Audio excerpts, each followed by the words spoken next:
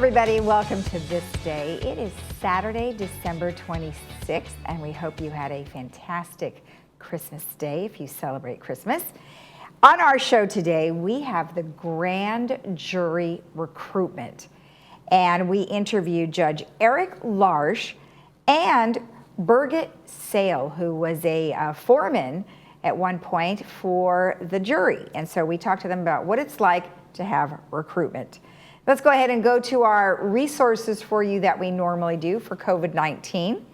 We have covid19.ca.gov. We have ochealthinfo.com. We have the county hotline that you can call, 714-834-2000. Or of course, you can go to our website, which is lagunawoodsvillagealerts.com. And then you can email us any questions or concerns at info@lagunawoodsvillage.com. Now our weather is looking quite nice, although we are possibly going to have some showers over the next couple of days. We are looking at today 67-50, partly sunny, and then Sunday 66-52, mostly cloudy with a chance of showers, and it's a very small chance. And then Monday 63, but we will potentially have showers in the evening, and we have about a 60% chance of showers. Let's take a look at our sunrise and sunset.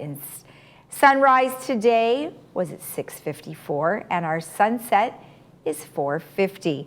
Now, we did have some amazing photos that we found on the internet of the conjunction 2020. If you see here, Brill, England, that is beautiful. Then we have over a volcano, Guatemala. And then in our next slide, they're a little bit, not actually closer to home, although one is in Colorado Springs in the middle, which is absolutely gorgeous. On the left is Melbourne, Australia, and on the right is Alborz, Iran. Now the one on the left, Melbourne, Australia, to me is the most realistic and what it could potentially have looked like if we were in the days of Jerusalem seeing a Christmas star. All right, and if you are traveling, you are going to have some nice weather at the beaches. We're looking at 66-49, Mammoth 38-15, Big Bear 49-25, and then Palm Springs 74-50. All right, when we return, we will have the grand jury recruitment, so stay tuned.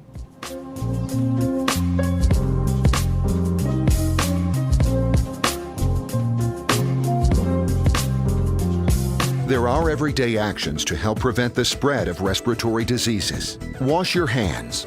Avoid close contact with people who are sick. Avoid touching your eyes, nose, and mouth. Stay home when you are sick. Cover your cough or sneeze. Clean and disinfect frequently touched objects with household cleaning spray. For more information, visit cdc.gov/COVID-19. This message brought to you by the National Association of Broadcasters and this station. Welcome back. Well, today I am joined by two people from the grand jury. We have Judge Eric Larsch as well as Birgit Sale. Well, welcome both of you. How are you today? Just great. Thank you. Yes, thank you. It's good to be here with you today. Well, it's a really interesting subject matter, and it's also a very important one. And so I'm really happy that the two of you could join me today to kind of explain what is needed and how the process works. So, Judge Larsch, we'll start with you. Why don't you tell me a little bit about why the grand jury is so important? Well, I think the grand jury is the jewel for the citizens of our community. And let me explain why. There's two functions for the grand jury.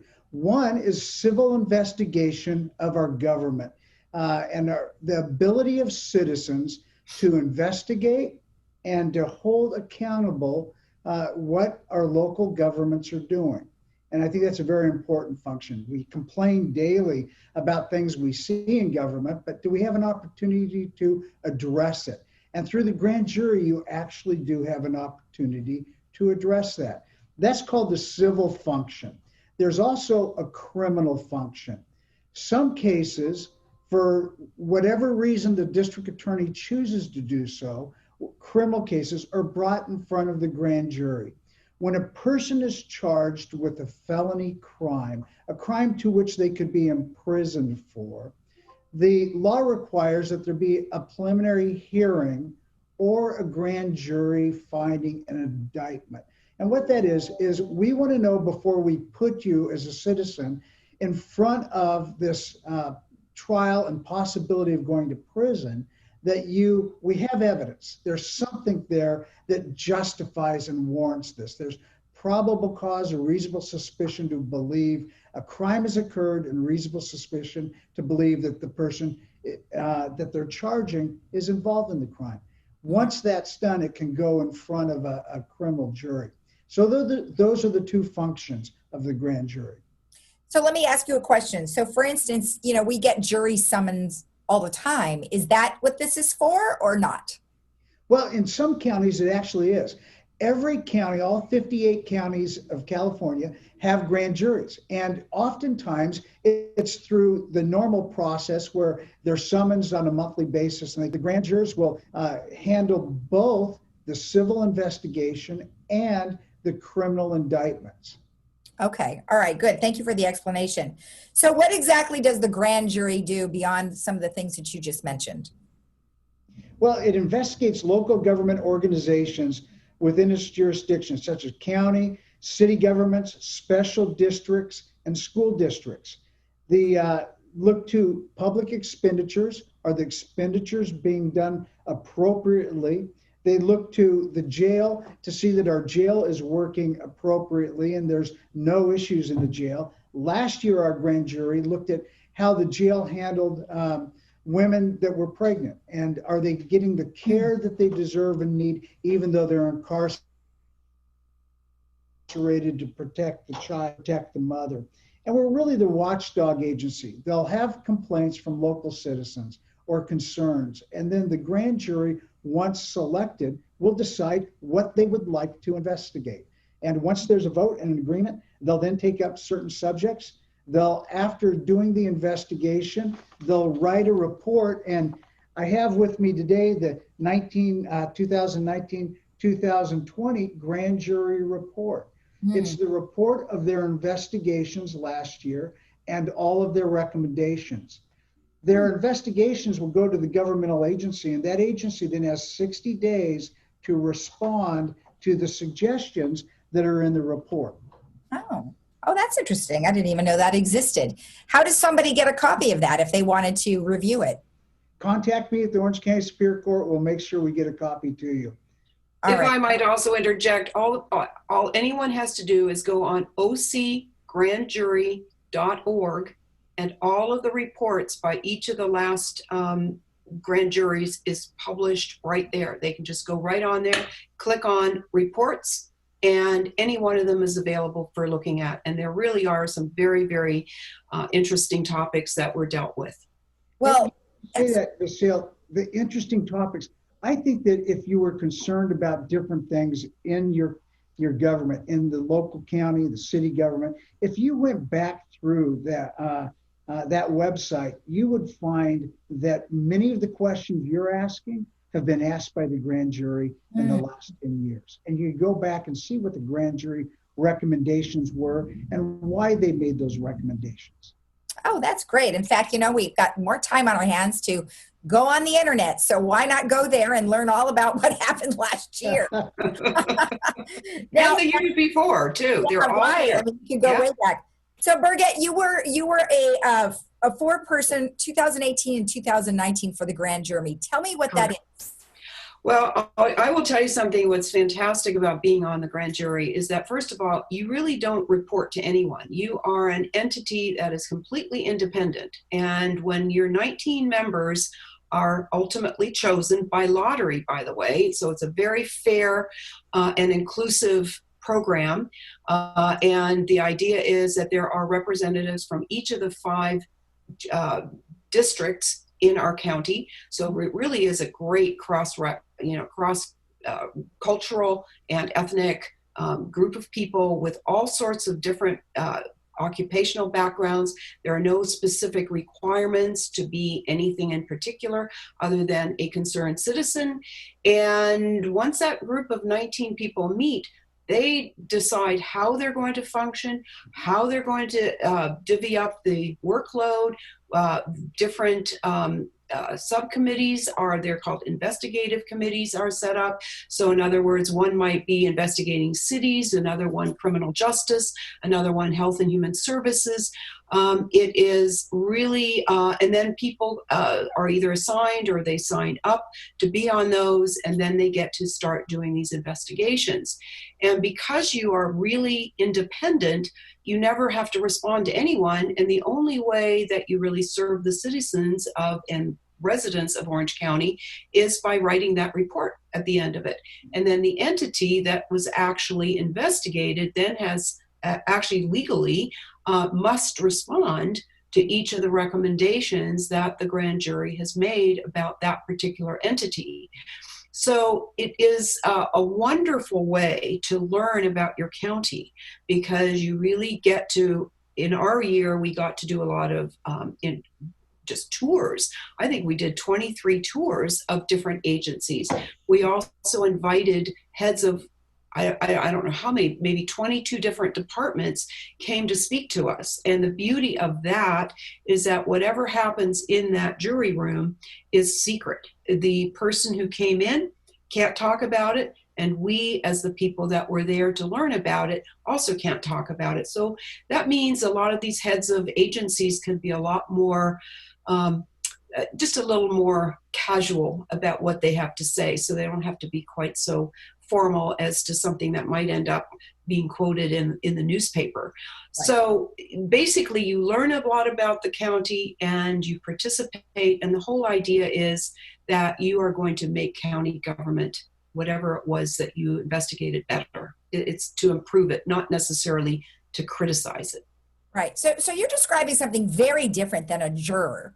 When we get summoned, we think, oh, we're just going to go serve as a jury member, and we're going to hear a case, and whatever the outcome is, obviously we're a part of that. But you are describing, both of you are describing something entirely different that I have not ever, I've heard about it, but I never really knew what the extent was. So how is it that you recruit? Well, let's start with this. Let's talk about recruiting for this position, because there are requirements, obviously, to be a citizen and that kind of thing. Let's talk a little bit about the requirements for this. Well, I think Judge Lars should be talking about that. So, okay, great. A resident of the County of Orange for the last year, you need to be a United States citizen, 18 years or older, with sound judgment. Now, that opens it up a bit, I understand, but with sound judgment, and possess sufficient knowledge of the English language to be able to write reports and work with others. Right. That is it. It was interesting, in the last jury selection, we had this woman, a hardworking woman that had retired long ago, though she still had to work to make ends meet and other small jobs. And she stood up and she looked at the panel and said, I'm afraid I don't qualify. These people look like they are educated and they have a history of hard work and leadership. And one of our panel members stood up and said, ma'am, I have been a milk truck driver all of my life. I work the night shift. I have a word in this group. I have a place. I have a word in our community. And I was so proud because, as Ms. Sale had indicated, it really is a group, a cross-section of Orange County. There are rich, there are poor, there are educated, there are those that had to work before they finished high school or junior high. But it's a group of citizens, of neighbors that come together and say, this is my community. I am your neighbor. How do we do this well? How do we do this correctly? And are we doing so? And so that's what we're looking for. Okay. People that have that desire to be really a good neighbor, to say, we are entrusting you, government, with our money, our finances, with judgment on large issues. We want to know that trust is being well handled. Exactly. Now, obviously, this last year has posed quite a challenge on getting together or touring places or things like that. So how have you handled this last year? Well, the first thing we did is when Ms. Sale said it was secret, probably 3 or 4 judges know where our grand jury even meet here at the Orange County Superior Court. But we went down to our jury room. We have a large grand jury investigative room, and we socially distanced every space. We opened up 3 more rooms and allowed some of the people to work remotely from those rooms. So the social distancing was adequate for all people. We also worked out the face mask policies. All the CDC policies are enforced. And so, in fact, I found out yesterday, we are the only grand jury in Orange County that has still been meeting together out of all 58 counties. And we're opening up, we're going to start working some remote because of the concern with the governor's lockdown. And because we have grand jurors that themselves are concerned that everyone is safe, but I think they feel that way here. Okay. Well, that's so we've had to handle it in that way. That's a good way to do it. I mean, you know, you just don't know, especially if you were to have everybody Zoom from home, that might be a little unsecure. Well, it is, but I must tell you, the security with our grand jury has been fantastic. When Ms. Sales said it's secret, it is secret. We don't know what they're talking about. I don't know what they're investigating or talking about. They'll come to me as the head of the grand jury and ask questions about certain issues, but they can't tell me what they are investigating or doing. My job is to accommodate and facilitate anything they may need to further their investigations and to help them complete their reports. Okay. Birgit, give me your background. What did you used to do, or what do you still do? I'm a retired civil litigator, attorney. And whenever I say that, people say, oh, do you have to be a lawyer to be on the? No, you do not. It just happened to be that is my background. And I am actually, after my term with the Orange County Grand Jury, I was actually recruited by another organization called the California Grand Jurors Association, which trains actually 54 of the 58 counties throughout the state of California.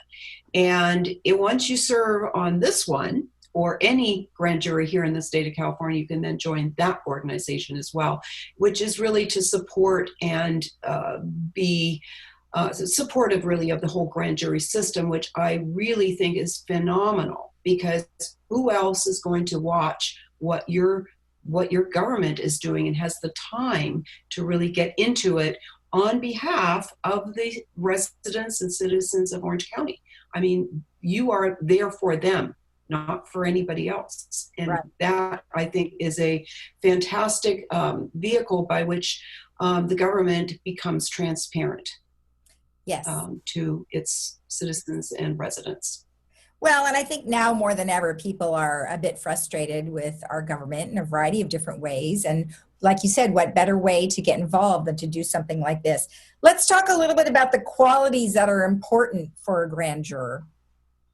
Well, I will tell you just very quickly, the biggest part is collegiality. I mean, people have to be able to work together as a team, because that's really what you are. You're a collection of people. There is even as the foreperson, I did not have the power to say, this is what we're going to do. I'm the spokesperson for what the entire grand jury wants to do, but I don't have any authority to impose anything. And that is really important for people to understand if they're going to sign up for this, that it's not like a vertical organization where you have the boss and then you have some, secondary people and then you have the workers. No, everybody is equal. And that is a very different way of functioning, but it's really so satisfying because you really do have to work with people. So I would say that's probably, to me anyway, probably one of the main qualifications that someone can work collaboratively with others. Okay. All right. How about you, Judge? I think we're looking for a group of people that think $50 a day is great pay. You're not getting paid, then of course it's great pay. Plus parking. I don't forget the parking. And people that are willing to check their own agenda at the door. Everyone has a bias, a concern, but when you come together, you have to say, okay, let me look behind. Let me see and let me be open to each other. And I must tell you, the grand jury association are a group of people that have developed in a year period of time some of the deepest relationships with each other, because they are different. They've come together, they've checked an agenda at the door and said, let me discover what's really going on here and let me work with you. Let me listen to the others, and please listen to my opinion. And they do that. They do an incredible job, and that's what we're looking for. People willing to work together to the end goal of discovering the truth of whether or not government's working correctly or whether or not a criminal indictment should be filed. Okay. And briefly, let's just have you go through the selection process, because we're almost out of time, but I want to just kind of briefly talk about how that happens. Who would like to take that? I think Judge Lars should. Okay. Selection process is that we have 25 judges on a committee, and all of our citizens are encouraged to apply from the 5 different districts. We want a good cross-section. There's an application process, a background search that we do, and then we bring you in for an interview. There's a selection of the top, I think it's about 35 to 40 people that everyone agrees in the different judicial groups. And then we put them in a bingo ball selector. It's actually a bingo ball selector. Your number and name is put in, and we pull you out. And it's a random choice of the selected grand jurors, and those are our grand jurors for the year. Oh, well, and how long did they serve for 1 year? Is that correct? 1 year. Okay. 1 year, usually 4 days a week. They set their own hours. Usually it's about 8 o'clock till 2 o'clock. I think in this grand jury, sometimes it's a little longer, sometimes a little less. Sometimes they'll choose to work on weekends, and if there's vacations, we allow for short vacations. Where if you're planning to spend a month in Europe, which I don't think anyone is at this point. No, not now. We're asking the trip until after your grand jury service. Okay. And you said they get paid $50 a day for them working, and then $50 cash. Was parking included? Parking is included. We pay for parking. That's a good thing. Well, and the other part of it too is also for mileage, because some people might be coming, 30, 35 miles away from the courthouse where the grand jury meets. And so the mileage is also very important. So they get that as reimbursement, as an expense reimbursement. At the government rate. So it pays for some of the maintenance and gasoline in the car. Right. Exactly. Oh, that's great. Well, I appreciate both of you spending time with me to explain this to us. And hopefully you'll have some folks sign up from Laguna Woods. Well, Yes. we'd love to have some folks sign up from Laguna Woods. We've had great applicants and great people from Laguna Woods. We love the community, and we just appreciate having the opportunity to share this need to all of your community. Great. Well, thank you so much to both of you. Thank you. Thank you for having us. You're welcome. And we'll be right back after this. Why do I love being a doctor at Kaiser Permanente? My only job is to take great care of my patients. I'm empowered to do what's right for you. Our digital records mean your medical history is in one place, so I can give you great care.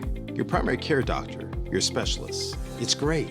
We all work together as one team. Our integrated approach to healthcare helps my patients live longer, healthier lives. I don't just practice here, I'm a patient too. I wouldn't trust my family's healthcare to anyone else. This is Dr. Trin from Irvine Clinical Research. I hope that during this pandemic that you're doing well and keeping safe. During these times, I want to let you know that we're still offering memory testing at no cost through Healthy Brain consultations. If you or your loved ones have concerns with memory loss, you don't need to leave your home to chat with me. We're offering these consultations online. Call us at 753-1663 to schedule your Healthy Brain consultation video chat. Thank you so much and take care. I just love that ring. Where'd you get it? I got it at the jewelry box. I saw it on Facebook, and then I went in and bought it. They have the most unique, awesome pre-owned pieces for amazing prices. The Jewelry Box of Lake Forest, voted best jewelry store in Orange County for 8 straight years, offering unmatched prices on fine jewelry and watches, refurbished to new condition. Visit us in our store or shop our website for just arrived items. The Jewelry Box. It's about trust.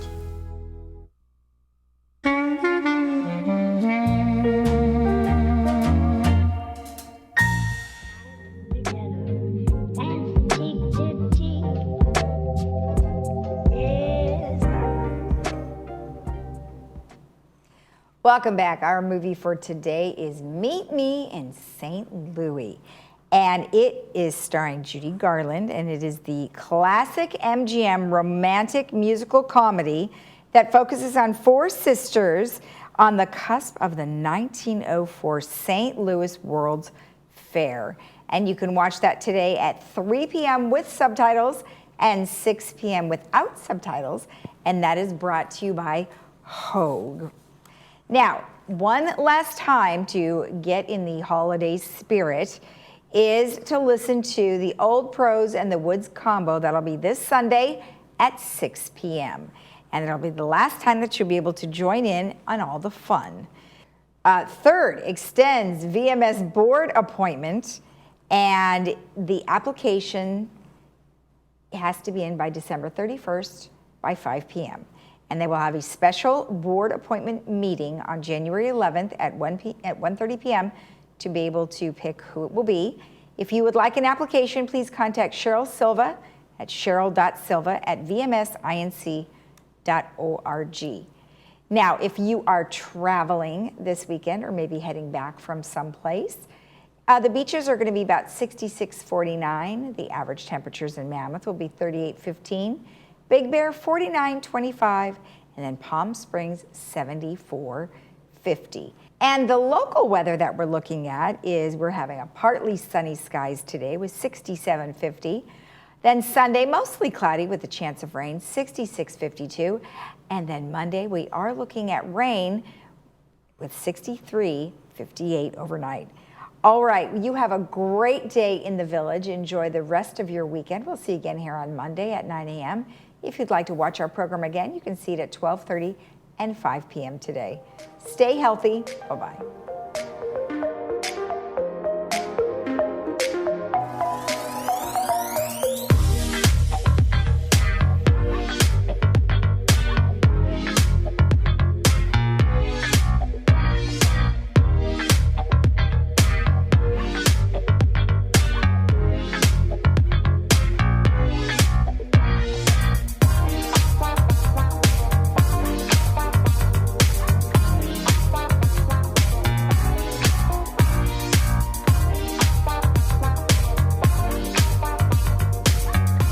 To help stop the coronavirus, the CDC recommends to avoid contact with people who are sick. Cover your cough or sneeze with a tissue, then throw the tissue in the trash. Avoid touching your eyes, nose, and mouth. Clean and disinfect frequently touched objects and surfaces. Stay home when you are sick, except to get medical care. Wash your hands often with soap and water for at least 20 seconds. For more information, contact the CDC. A message from Village Management Services. We consider hearing to be an essential part of your life. During this time of quarantine and isolation, you need to be hearing the best you can to understand how to stay safe and to hear your friends and family. Advanced Ear Care is offering service to everyone that needs help with their hearing aids, no matter where it was you purchased. If it's not working properly, please call for a free troubleshooting appointment. We even have hands-free, no-contact curbside service. There's no charge for this service. Advanced Ear Care is here to keep you hearing during these critical days. Now there's a different way to buy a new Lexus. It's called CarDash, only available at SouthCountyLexus.com. It's amazingly simple. Visit SouthCountyLexus.com, select and reserve your new or pre-owned vehicle that comes with a 5-day love it or leave it guarantee.